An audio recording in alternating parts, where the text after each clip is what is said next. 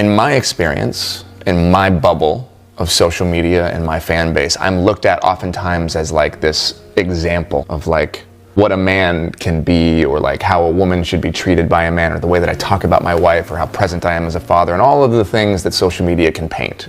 And yet there are times when I will say something to my wife because I'm in my wound that, like, if there was a camera on, I would lose all my followers. I'd be canceled in a heartbeat because I'll say something out of my like ego. In recent months, a familiar pattern has begun to reemerge in celebrity media coverage: the framing of public backlash as a result of coordinated, inauthentic online campaigns rather than organic criticism. This pattern has now been applied to one of the most powerful figures in modern pop culture, Taylor Swift. According to a Rolling Stone article published in December, online discourse surrounding the release of Swift's latest album was allegedly amplified, distorted, or even initiated by networks of so-called Nazi bots. The article strongly implied that this activity mirrored what was described as a similar smear campaign aimed at Blake Lively during the summer of 2024. The way the story was framed immediately raised eyebrows. Rolling Stone did not simply report on online activity. It drew connections between two entirely separate controversies involving two different public figures, different circumstances, and different types of criticism. By linking these narratives, the article subtly encouraged readers to believe that a single coordinated effort, or at least a shared origin, was responsible for the backlash both women faced. Although no direct accusation was formally stated, the implication was powerful enough to spark widespread outrage, speculation, and renewed factional fighting across social media platforms. At the center of this reporting was a little-known social listening firm called Goodia, a company founded in 2023 with minimal public history, a sparse website, and virtually no visible portfolio of prior work. Goodia claimed to have analyzed more than 24,000 posts from over 18,000 users across 14 platforms following the release of Swift's album. According to their report, certain extreme narratives, particularly those associating Swift with fascist or Nazi symbolism, originated on fringe platforms, such as 4chan, before migrating to mainstream spaces like X and TikTok, where real users engage with the content. On its face, this claim may not sound extraordinary. Online ecosystems have long been vulnerable to manipulation, and fringe communities frequently attempt to provoke outrage by injecting inflammatory narratives into broader discourse. However, the controversy did not stem solely from Goodia's conclusions, but from how those conclusions were presented, contextualized, and weaponized by major media outlets.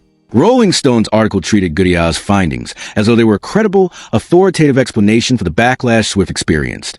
Yet, crucial caveats were either buried or absent altogether. There was no detailed methodology published alongside the report. There was no breakdown of how many posts came from which platforms. There was no explanation of how inauthentic behavior was operationally defined, nor what statistical tests, if any, were applied. Readers were asked to accept the conclusions without being given the tools to evaluate the process. Despite these gaps, the article quickly took on a life of its own. Other outlets repeated the claims, often stripping them of what little nuance they contained. Headlines grew increasingly definitive. Social media users, particularly within Swift's fan base, interpreted the report as irrefutable proof that criticism of the album was largely artificial, malicious, and driven by bad actors rather than genuine dissatisfaction. Victory laps followed. Critics were mocked. Media literacy became a rhetorical weapon rather than a genuine concern. At the same time, those who supported Justin Baldoni, or who were simply skeptical of the Blake Lively narrative, found themselves dragged into a controversy they felt had nothing to do with them. The idea that alleged bot activity targeting Swift could somehow be traced back to Baldoni or his associates struck many as not just implausible, but absurd. Nevertheless, the repeated association of names and narratives created a haze in which implication mattered more than evidence. This is where the framing becomes especially important. Correlation does not equal causation, yet the Rolling Stone article and the coverage that followed blurred that distinction. By suggesting that similar patterns existed between the Swift discourse and the earlier criticism of Lively, the article encouraged readers to assume a shared cause. What it did not do was substantiate that assumption with concrete proof. The problem is not merely that a report may be flawed. The problem is what happens when flawed or incomplete research is elevated by powerful media institutions and then used, intentionally or not, to delegitimize authentic criticism. In Swift's case, much of the backlash surrounding her album had nothing to do with extremist symbolism. Critics raised concerns about lyrical content, perceived cultural appropriation, the use of African American vernacular English, and broader questions about wealth, power, and accountability. Many of these critiques came from real people speaking in good faith, including black women whose voices have historically been marginalized in pop culture discourse. By centering the narrative on Nazi bots, the article effectively shifted attention away from these substantive critiques. It reframed the controversy as a problem of online manipulation rather than artistic or ethical accountability. While the Rolling Stone reporter later clarified that not all criticism was being labeled inauthentic, the damage had already been done. The headline framing in early paragraphs had set the tone, and nuance rarely survives the internet's amplification cycle. The situation grew even more complicated when The Verge published its own investigation into Gudea and the Rolling Stone article. Unlike the earlier coverage, The Verge focused on process, transparency, and incentives. It questioned why a company with such a limited track record was suddenly being treated as an authority on online influence operations. It examined how the report came to be published and why it was provided exclusively to Rolling Stone. Perhaps most telling was the interaction, or lack thereof, between The Verge and Swift's publicist, Tree Payne. According to The Verge, Payne declined to comment unless her statements could be provided strictly as background information and not quoted or attributed. The outlet refused, citing its long-standing policy against unattributed background from communications professionals. As a result, Swift's team offered no on-the-record denial, clarification, or distancing from the report.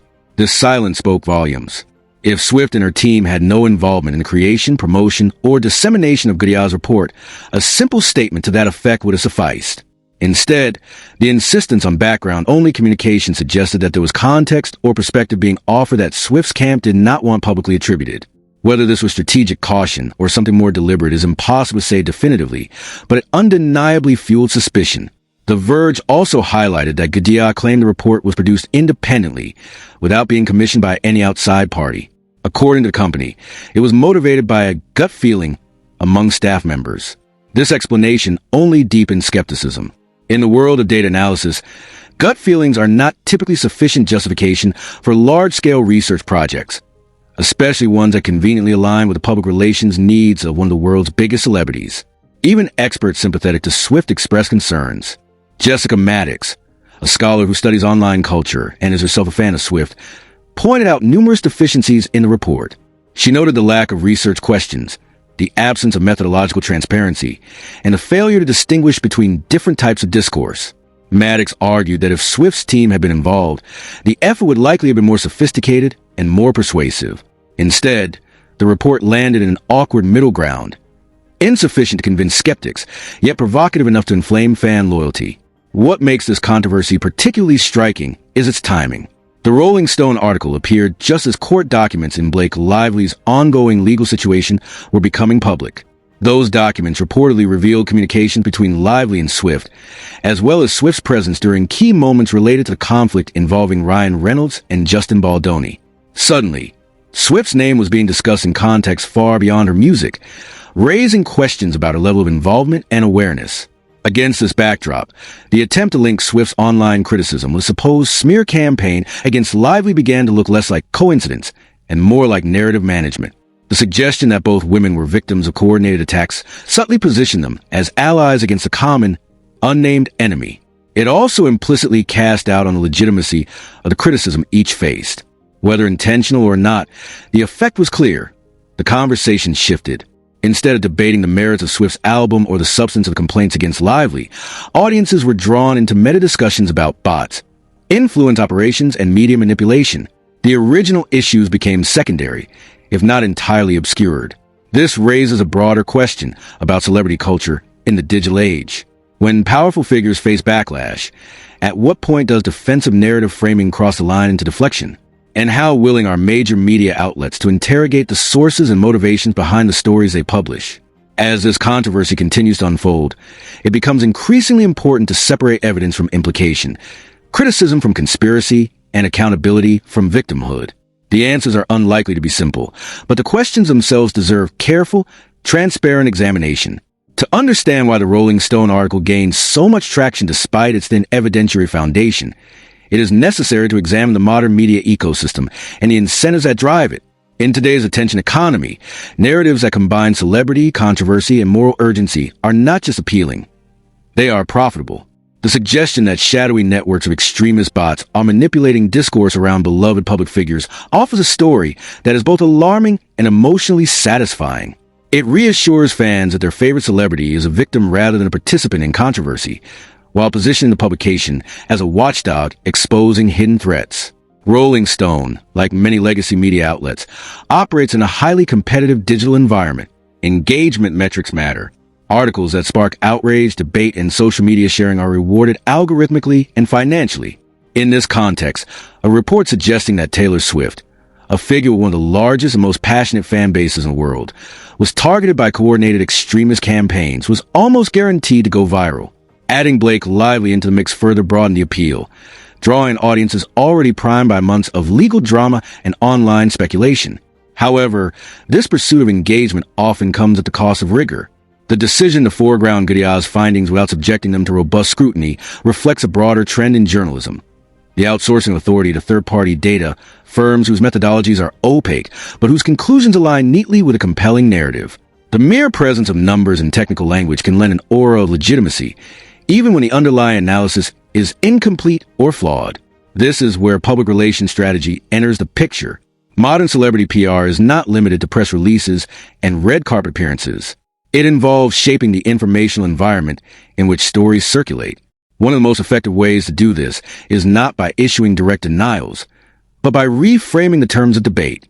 If criticism can be reclassified as manipulation, then the celebrity no longer needs to engage with its substance. The concept of inauthentic behavior is particularly useful in this regard.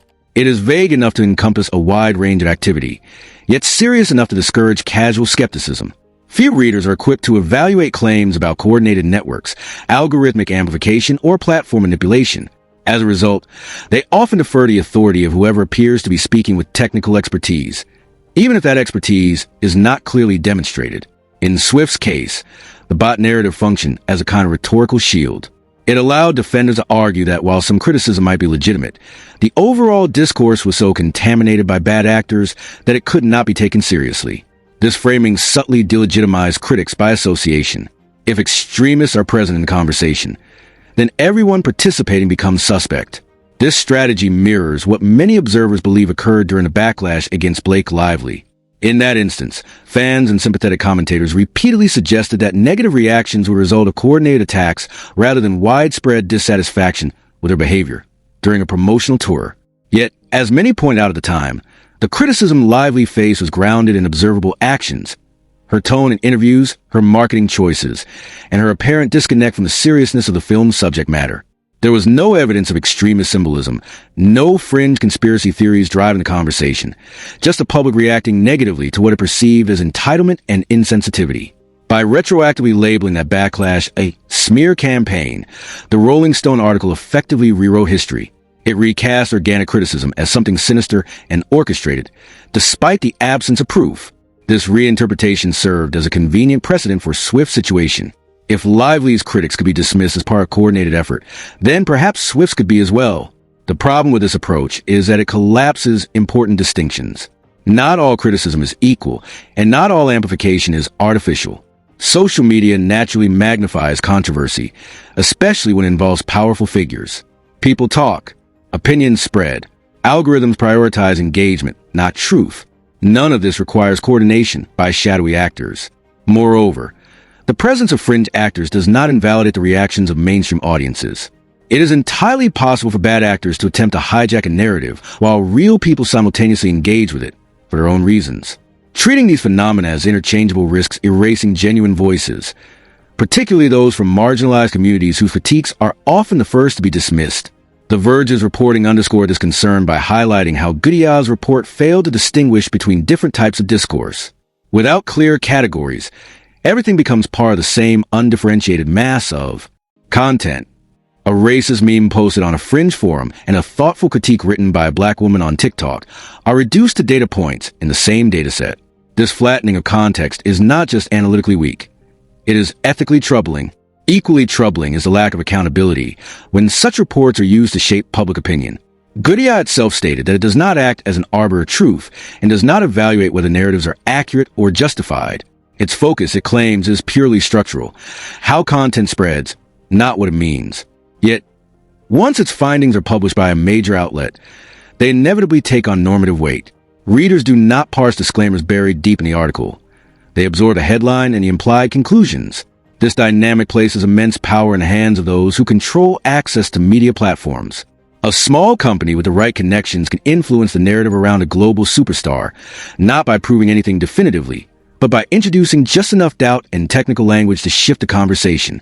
That Gudiyar's report was provided exclusively to Rolling Stone raises further questions about gatekeeping and selective amplification. The issue of exclusivity is particularly revealing.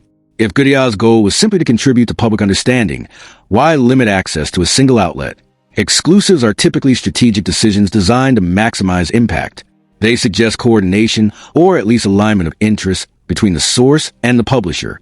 Even if no direct collaboration occurred, the optics alone invite scrutiny. Then there's the matter of timing.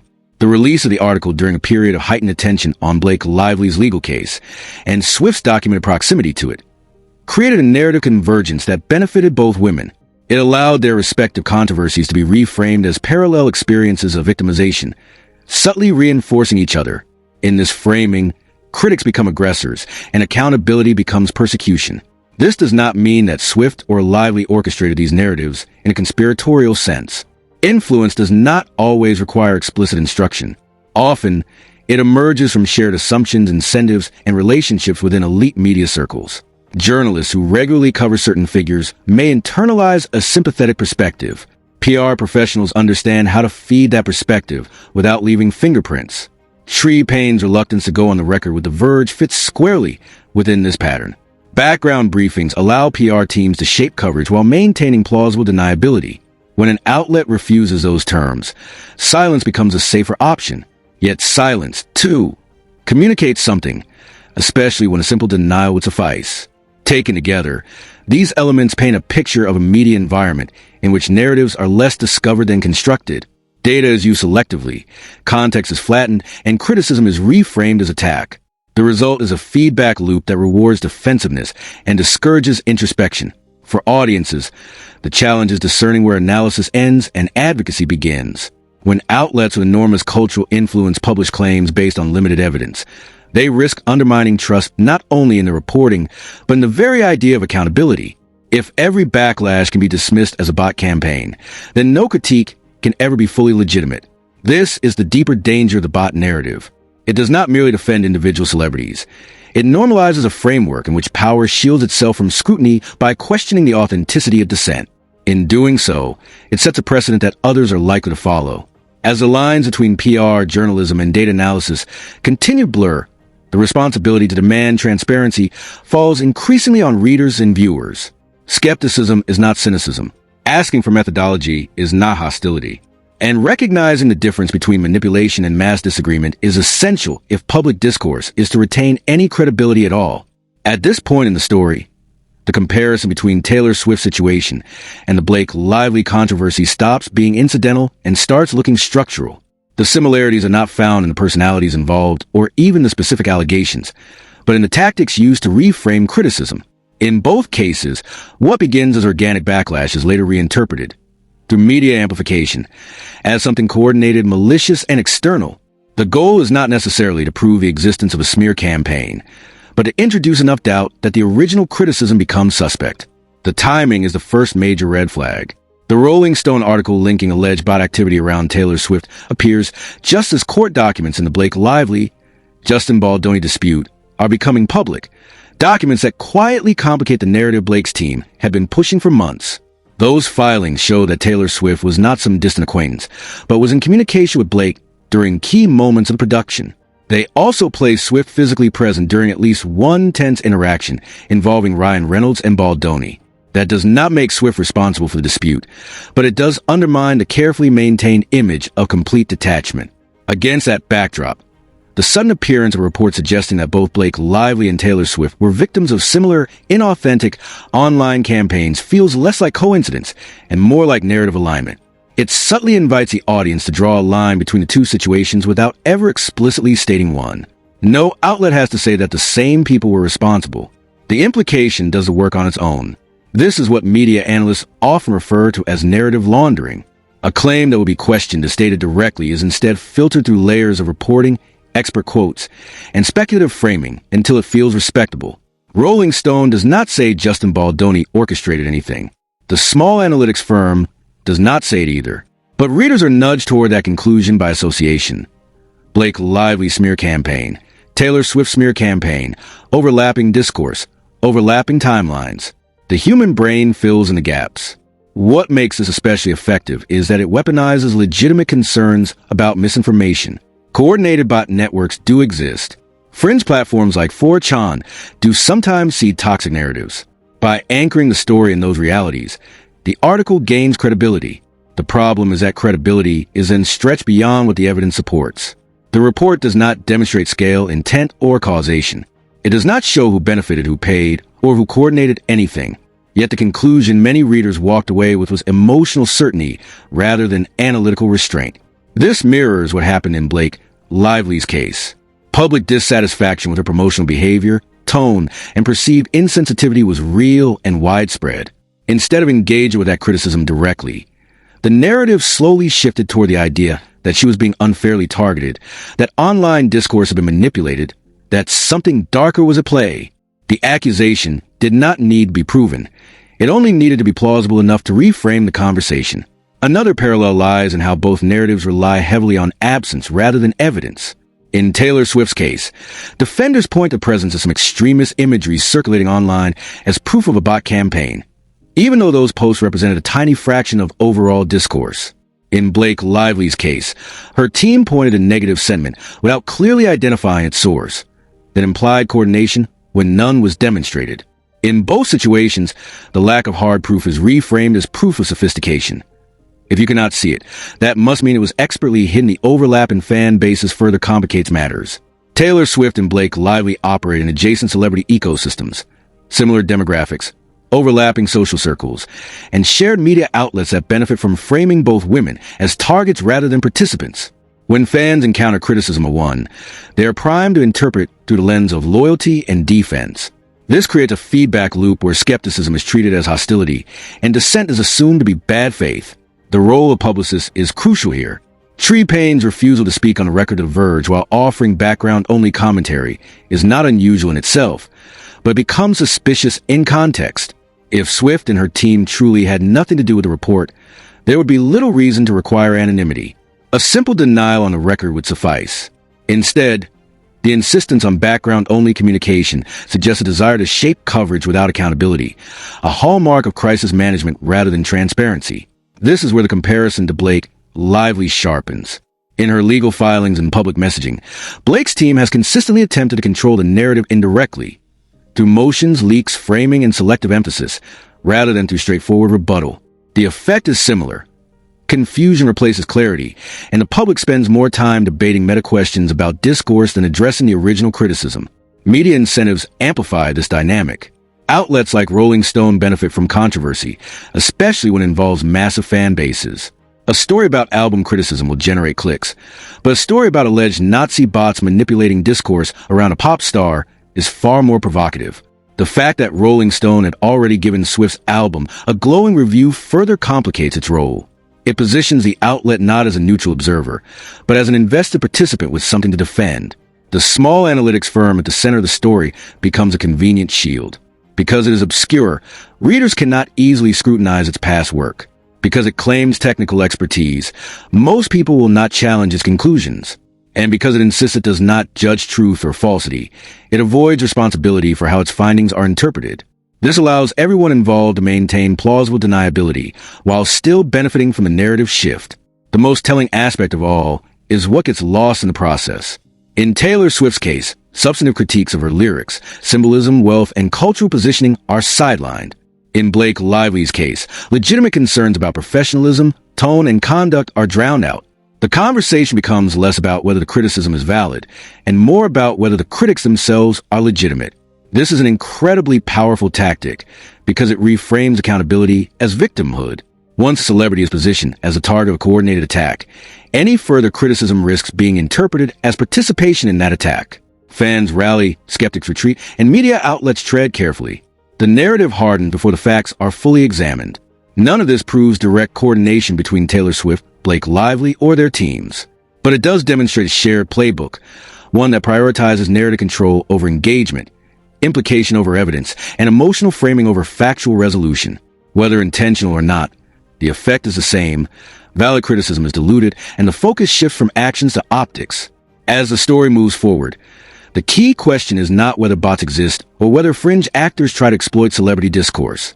The question is why such weak evidence is repeatedly elevated to explain away backlash that is otherwise easy to understand. When the same strategy appears across multiple high-profile controversies, it stops looking like coincidence and starts looking like precedent. This sets the stage for the final part of the analysis: what this pattern means for media literacy, celebrity accountability, and the future of public discourse in an ecosystem where narrative often matters more than truth. The convergence of these controversies, Taylor Swift, Blake Lively, and the alleged inauthentic online campaigns, offers a striking case study in how narratives are constructed, amplified, and weaponized in today's media environment. Beyond the individual players involved, the situation illuminates broader consequences for how audiences consume information, how celebrities manage public perception, and how accountability is increasingly mediated through perception rather than fact. One of the clearest consequences is the erosion of critical engagement among audiences. When media outlets present complex issues through the lens of bots, manipulation, or hidden campaigns, readers are subtly encouraged to abandon analytical scrutiny. Instead of evaluating the substance of criticism, be it lyrical choices, professional conduct, or ethical concerns, audiences are trained to focus on questions of authenticity and intent. This is especially problematic because the framing often leverages fear and loyalty. Fans of Swift, for instance, are positioned as defenders of truth against shadowy manipulators, while critics are implicitly cast as pawns or opportunists. The cognitive shortcut this creates reduces nuanced debate to tribal alignment. You are either with a celebrity or against them, with little room for nuanced disagreement.